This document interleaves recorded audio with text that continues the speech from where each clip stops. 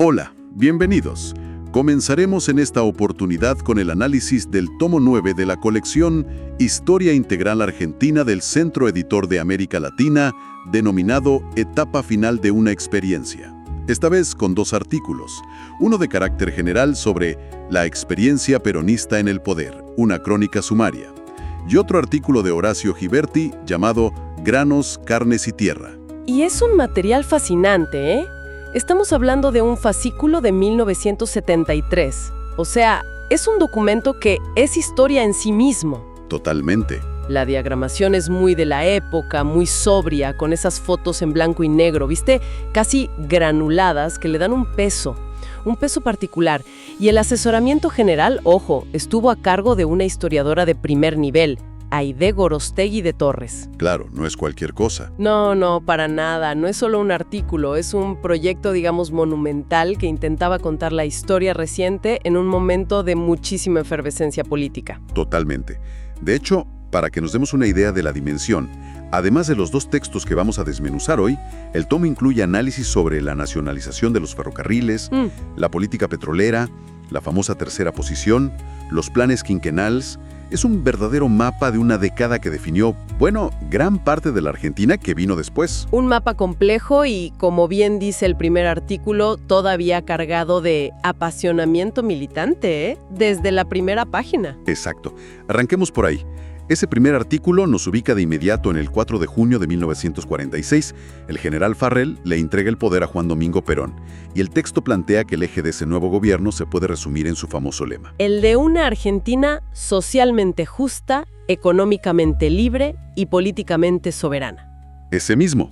Y la gran herramienta para intentar lograrlo fue el primer plan quinquenal.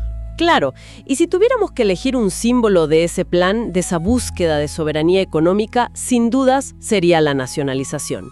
El artículo se enfoca mucho en la compra de los ferrocarriles británicos, que era casi una herida. Una herida abierta en el orgullo nacional. Tal cual, pero también se nacionalizaron los teléfonos, el gas. Era la idea de recuperar las joyas de la abuela, por decirlo de alguna manera.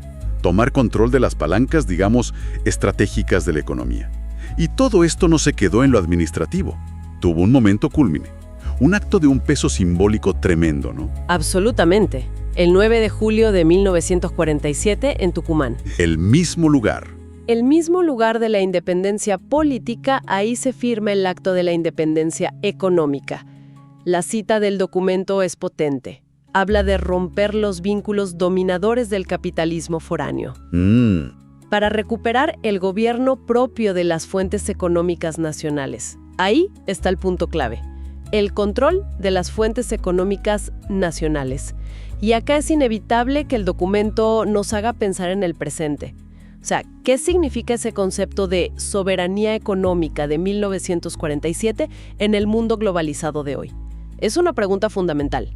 Porque hoy las fuentes económicas ya no son solo los trenes o el gas. Hoy son los datos, la infraestructura en la nube, las patentes de la biotecnología, la capacidad de generar software. Muchas de esas fuentes están controladas por capitales que no son nacionales.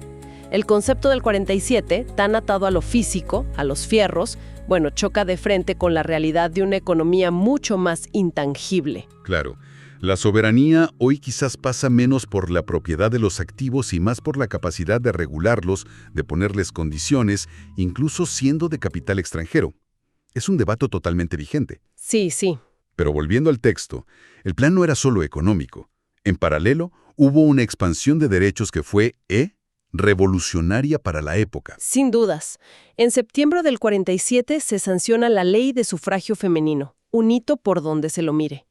Y un poco antes se proclaman los derechos del trabajador. Que el artículo los enumera y es impresionante leerlos todos juntos, ¿eh? Sí, es muy fuerte. Son 10 puntos que van desde lo más básico, como el derecho a trabajar y a una retribución justa, hasta cosas más sofisticadas como el derecho a la capacitación, a la preservación de la salud. Al bienestar, a la defensa de los intereses profesionales.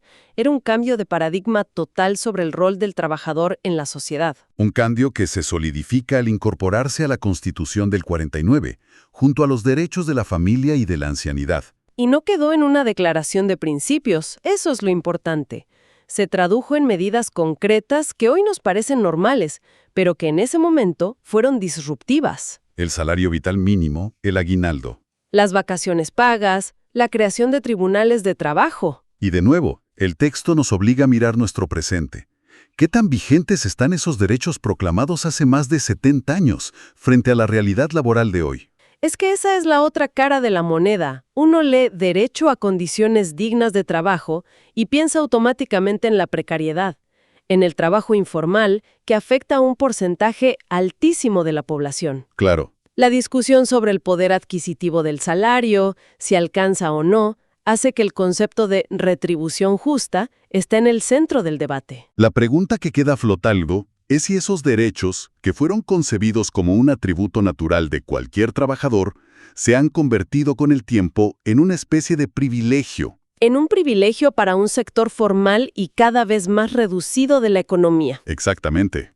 Y ese modelo económico y social, con sus avances y contradicciones, dependía fundamentalmente de una cosa. Lo que producía el campo. Exacto. Y eso nos conecta de manera perfecta con el segundo artículo de este fascículo. Una verdadera joya, firmado por Horacio Ghiberti. Y vale la pena detenerse un segundo en quién era él, porque no era un improvisado. Para nada. Ingeniero agrónomo, primer presidente del INTA en un gobierno constitucional, secretario de Agricultura y Ganadería en los 70, un técnico respetadísimo, autor de libros clave sobre el tema. Y reconocido por el propio Congreso como mayor notable de la Argentina. O sea, estamos leyendo a alguien que sabía de lo que hablaba. Definitivamente. Y lo primero que hace Ghiberti en su artículo es romper un mito. La idea instalada a fines del siglo XIX de que el destino de Argentina era ganadero, no agrícola. Claro. Él muestra cómo la realidad se impuso y la agricultura, sobre todo la del trigo, explotó. Pero, y este es el punto, lo hizo sobre la base de un sistema social muy injusto. Ahí aparece esa figura increíble que describe, el agricultor habilitado. Es una figura terrible. Imagínate una especie de gig economy del campo de hace 120 años. Un empresario te habilitaba para trabajar. Te daba todo. Te daba la tierra en arriendo, las herramientas, las semillas, pero a cambio se quedaba con tu cosecha a un precio que él mismo fijaba de antemano. Una locura. Era un ciclo de deuda perpetua. Estaba diseñado para que el chacarero nunca pudiera progresar. Un sistema de una precariedad absoluta. Y Ghiberti va más allá. Explica la raíz de todo esto, la subordinación histórica de la agricultura a la ganadería. Es fascinante cómo lo describe. Es que la agricultura era vista casi como una herramienta para la ganadería, no como un fin en sí mismo. Claro. Los grandes estancieros, sobre todo en la provincia de Buenos Aires, querían refinar su ganado para venderle carne de calidad a los frigoríficos ingleses. Para eso, necesitaban mejores pasturas, necesitaban alfalfa. ¿Y cuál fue la solución? Contratar chacareros italianos, inmigrantes, arrendarles un pedazo de campo por 3 o 4 años con una condición clarísima. Cuando te fueras, tenías que dejar el terreno sembrado de alfalfa. O sea que el lino o el trigo que sembraban antes eran solo cultivos para preparar la tierra para el verdadero objetivo del dueño, el pasto para las vacas. Es una locura pensarlo así. La actividad que generaba los granos para alimentar a medio mundo era en la práctica un paso intermedio para mejorar la pastura del ganado. Dice muchísimo sobre las prioridades y la estructura de poder de la época. Y el artículo trae un gráfico que es demoledor. Muestra cómo, hasta 1922, el crecimiento de los granos y las vacas se hizo a costa de las ovejas, que fueron empujadas hacia la Patagonia. Claro, se van corriendo hacia el sur. Pero a partir de ahí, la pampa se llena. Ya no hay más tierra para expandirse. Y ahí empieza lo que Ghiberti describe como un juego de suma cero. Desde ese momento, el campo argentino se reduce a una puja constante. Si el precio de los granos es bueno, la agricultura le gana hectáreas a la ganadería. Y al revés, si el precio de la carne es bueno. Exacto. Las vacas avanzan sobre los cultivos, se sustituyen mutuamente. Recién sobre el final del periodo que él analiza, se empieza a ver un crecimiento simultáneo, gracias a la tecnología. Ghiberti después profundiza en las causas estructurales de este modelo. Argentina se inserta en el mundo como proveedora de materias primas para la Europa industrial, y la inversión británica en ferrocarriles fue la que diseñó el mapa productivo. Claro, un diseño muy particular. Todas las vías del tren formaban un abanico que convergía en un único punto, El puerto de Buenos Aires, un modelo pensado hacia afuera. Totalmente. Para exportar, pero no fomentaba un desarrollo hacia adentro, no conectaba a las provincias entre sí. Los frigoríficos, el transporte, la logística, todo miraba al puerto. Y esa es otra pregunta que nos interpela hoy directamente. ¿Logramos superar ese modelo de infraestructura centralista? Si uno mira el mapa actual de rutas de ferrocarriles de logística, ¿existe una verdadera integración federal? ¿O el país, en muchos sentidos, sigue mirando casi exclusivamente hacia su puerto principal? Es un debate pendiente, porque esa estructura no fue solo económica, tuvo consecuencias sociales profundas. Ghiberti lo resume con una frase lapidaria que toma de otro historiador, Scobie. Dice: Es durísima. Durísima. La Pampa había sido conquistada económicamente, pero en términos sociales se mantuvo fuera de la nación. Pensando. ¿Y cuál era el nudo del problema social para Ghiberti? La tenencia de la tierra. Él marca una diferencia clave. En provincias como Santa Fe o Córdoba hubo procesos de colonización, donde se vendían parcelas a los inmigrantes, que se convertían en propietarios. Pero en Buenos Aires no. En Buenos Aires, en cambio, predominó el latifundio y el arrendamiento. La tierra estaba en manos de muy pocos, y eso generaba esa precariedad de la que hablábamos. Cita un censo de 1914 que es increíble. El 56% de los chacareros arrendatarios tenía contratos por menos de 3 años. ¿Quién va a invertir así? Nadie. ¿Quién va a invertir en mejorar la casa, en cuidar el suelo, en construir algo a largo plazo, si en 2 años quizás te tenés que ir? Imposible. Vivían en una inestabilidad permanente. Y esa situación, lógicamente, explotó en protestas. La más famosa fue el Grito de Alcorta en 1912. La primera gran huelga de arrendatarios. Básicamente, gente que se cansó de trabajar la tierra sin ver un peso y sin ningún derecho. De ahí nace la Federación Agraria Argentina. El artículo cuenta que, tras décadas de luchas, se lograron algunas leyes de arrendamiento, pero que eran insuficientes o, bueno, los grandes dueños encontraban la forma de escribarlas. Claro. Y que el gobierno de 1943 inicia un periodo largo de congelamiento de esos alquileres. Sí, una medida que, por un lado, le dio al chacarero la tranquilidad de que no lo iban a echar, se pudo quedar en el predio. Pero por otro, no resolvió el problema de fondo. Seguía sin ser el dueño de la tierra que trabajaba, seguía sin tener seguridad a largo plazo para invertir. Y acá Ghiberti introduce una de sus ideas más provocadoras y, creo yo, más actuales. La de la tierra como refugio de valor. Exacto.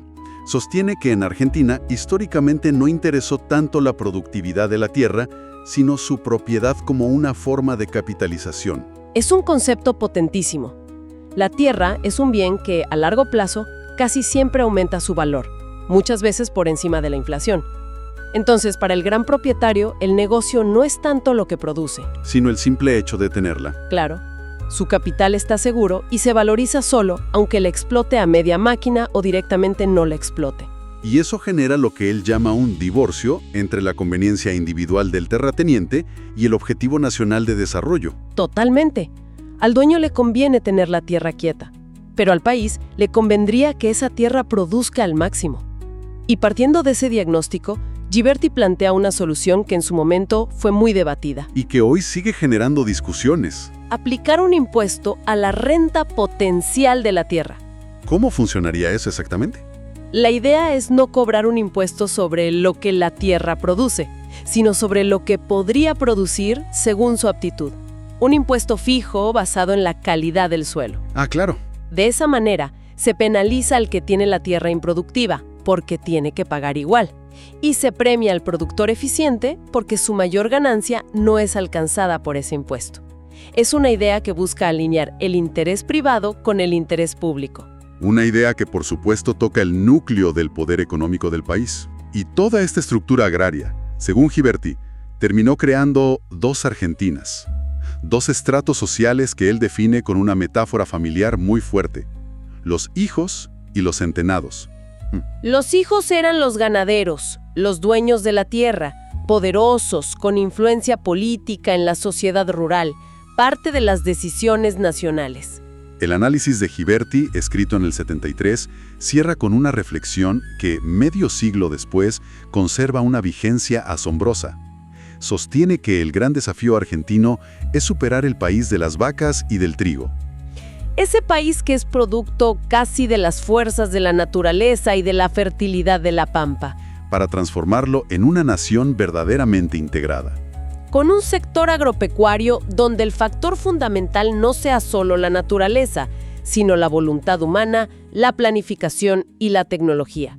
Un país donde el territorio, como dice él, sea auténticamente poseído y no meramente ocupado o explotado. Una idea muy potente para cerrar.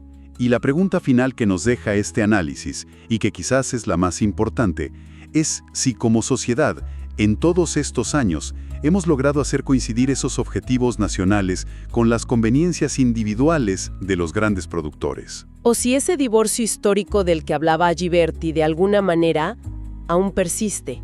Una pregunta que sigue abierta y define gran parte de nuestros debates actuales. Si desean explorar por cuenta propia documentos y el caudal de información que se atesora, visiten Mágicas Ruinas, mágicasruinas.com.ar, en línea desde 2003.